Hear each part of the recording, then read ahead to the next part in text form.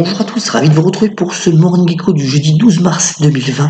La photo du jour, eh bien, c'est Christine Lagarde et Emmanuel Macron qui vont avoir fort à faire aujourd'hui. D'abord, la patronne de la Banque Centrale Européenne va devoir intervenir pour soutenir l'économie européenne très en difficulté par rapport au coronavirus, mais aussi donc le président Macron qui sera ce soir à la télévision donc à 20h pour détailler une nouvelle mesure face à la propagation de l'épidémie. Tout ceci dans un contexte, vous voyez, où les marchés, eh bien, actions continuent de tanguer de manière assez forte, Dow Jones perdant plus de 5% hier sera la clôture et ça va encore continuer. Donc aujourd'hui, alors le président Trump, après la clôture américaine, donc a dit qu'il va interdire tout voyage à destination de l'Europe à partir de vendredi minuit. Il a aussi blâmé la Fed contre donc la Banque centrale américaine contre son manque d'activité. Il a donné des mesures économiques avec en ajoutant de la liquidité, mais tout ça, ça a finalement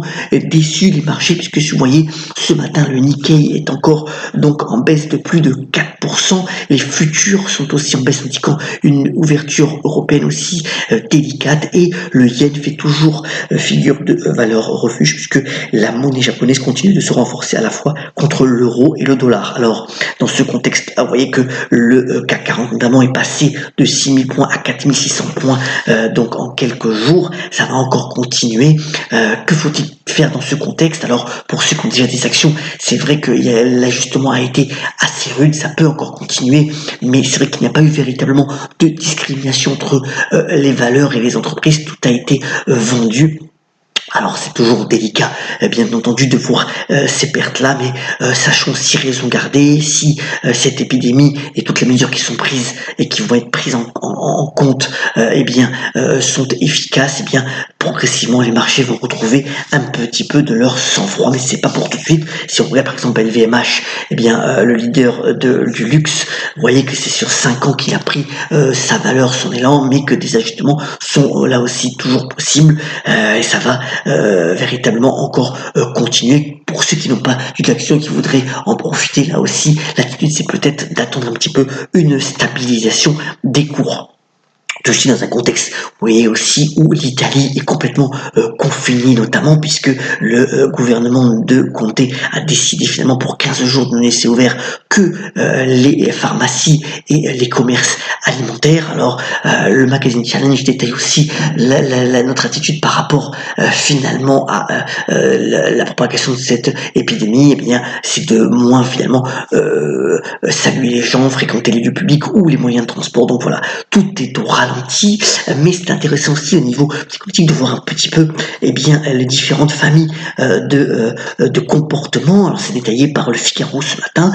Il y a les hygiénistes, bien entendu, les opportunistes, les paranoïaques, les philosophes, les railleurs, les exaltés et les indifférents. Mais globalement, ce qui est intéressant, c'est que par rapport à cette gestion du risque et à cette incertitude forte de ce coronavirus, eh bien les anciens paraissent moins inquiets que la jeune génération, qui est peut-être aussi plus connectée. Et on sait que l'impact des fake news relayées par les réseaux sociaux a aussi une incidence assez importante, tant sur notre niveau d'inquiétude que sur les comportements économiques. Donc voilà, c'est assez intéressant. On verra ce que détaille donc le président Macron tout à l'heure à 20h. Alors, venons-en au bref. D'abord, dans ce contexte-là, mieux vaut l'alliance que la séparation. C'est le message qu'a donné le nouveau président donc de Nissan, disant que l'alliance avec le groupe français Renault est très importante et doit de nouveau se développer. Vous voyez que le comportement finalement des deux actions est similaire véritablement à la baisse de manière encore plus forte depuis maintenant 6 mois, et qu'il vaut mieux donc s'allier donc dans ce contexte-là. C'est assez intéressant et on verra si le développement se concrétise dans les prochaines semaines. Alors, dans ce contexte aussi, la privatisation d'aéroports de Paris est reportée sine die, c'est-à-dire sans date. Vous voyez que, comme le montre le magazine L'Express ce matin, la gestion aéroportuaire, c'est quand même une spécialité française entre Aéroports de Paris, mais aussi donc le groupe Vinci. Mais voilà, cette privatisation qui avait suscité un tollé, puisque 1 million de signataires donc en France étaient contre cette privatisation, ne va pas se faire immédiatement.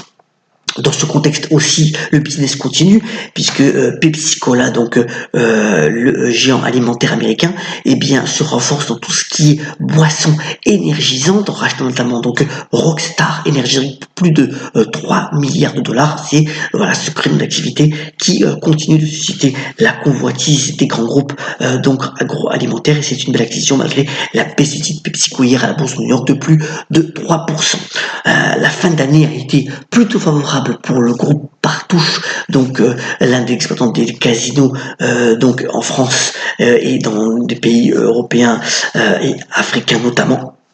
Vous voyez que finalement les ventes, donc la fréquentation a été en hausse à la fin de l'année. Les nouveaux jeux électroniques, notamment autour des roulettes et autres blackjack, ont bien fonctionné. Il y a un meilleur accueil au niveau des casinos. Alors c'est sûr que avec le contexte actuel, la fréquentation devrait de nouveau baisser au moins pour un temps, mais c'est plutôt des résultats encourageants donc pour le casinotier français.